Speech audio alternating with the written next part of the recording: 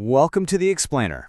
In this session, we're going to dive into the absolute foundation of lineman safety, the general rules for traffic, vehicles, and, you guessed it, housekeeping.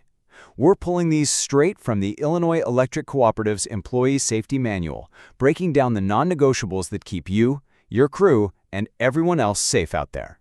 Before we get into any specific rules, you gotta get this quote right here. It's the whole philosophy.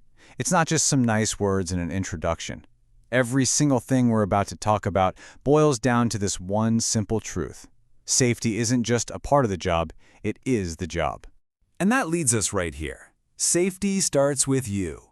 The manual's really clear on this. Yeah, the cooperative gives you the rules and the gear, but at the end of the day, you're the one holding the keys.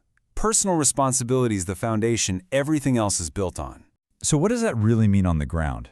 It means your safety bubble doesn't just cover you. It covers your crew, the public driving by, and all the co-op equipment. This isn't about playing the blame game either. It's about prevention. When you report stuff right away and you know the rules inside and out, it means problems get fixed fast and everyone works from the same playbook. That personal responsibility, it kicks in before you even turn the key.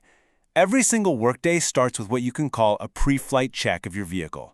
And believe me, the manual treats this with deadly seriousness, because the stakes are just as high. Look, we're not talking about a quick walk around here. This is a mandatory check before each use. And the most important part of this whole slide is that phrase, correct all unsafe conditions prior to use. That means a problem doesn't get ignored, it gets fixed before that truck goes anywhere. Period. And hey, it's not just the truck. The trailer you're pulling gets its own checklist. This inspection has to be done at the start of every single shift. Doesn't matter if you hitched it up yesterday or 10 minutes ago, the rule is the same. It's a simple routine that prevents some really nasty failures down the road. All right, so your vehicle and trailer are checked out, everything's safe. Now it's time to hit the road. The manual has some very specific rules for this, because when you're behind the wheel of that truck, you're not just a driver, you're a professional operator of heavy machinery representing the co-op. Now, I know some of this seems like basic stuff, but these are the absolute pillars of staying safe out there. Your license has to be the right one for the truck you're driving. You're expected to know all the traffic laws, no exceptions. And notice that point about conditions. The speed limit is a max, not a goal. If it's raining, snowing, or the traffic is heavy, you slow down. It's that simple. This rule is huge, and it's crystal clear. Your truck is a mobile workshop, a specialized piece of equipment. It is not a taxi service. Letting unauthorized people ride along creates massive safety and liability risks. The only, and I mean only exception is a true emergency. Otherwise, that cab is for authorized personnel only.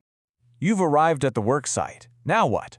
The very next critical step is to make that area safe. You need to build a protective bubble not just for you and the crew, but for every single vehicle that might drive by. It's all about establishing a proper traffic control zone.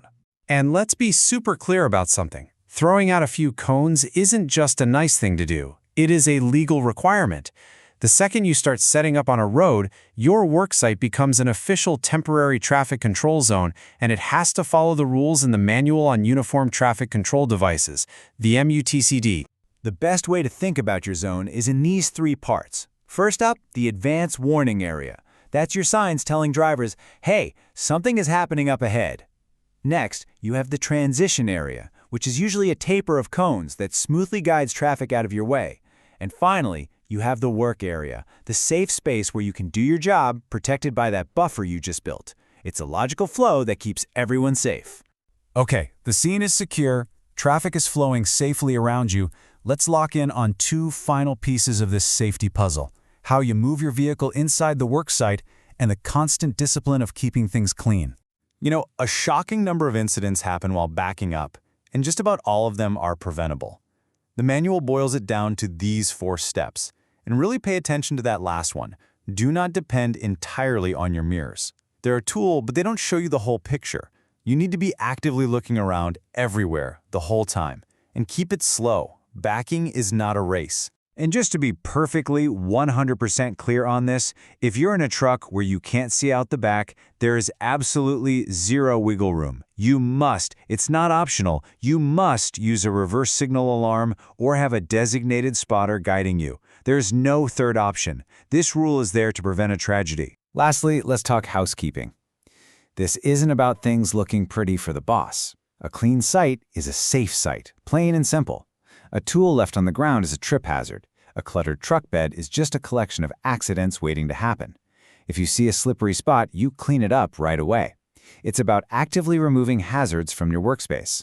So we've gone through it all. The vehicle checks, the rules of the road, securing your worksite, keeping it clean. The co-op gives you the rule book, the training, the gear. But after all that, it really just comes down to one final, all-important question. You are. That's the bottom line. It all comes down to the choices you make every minute of every single day on the job. Safety has to come first, and only you can make that happen.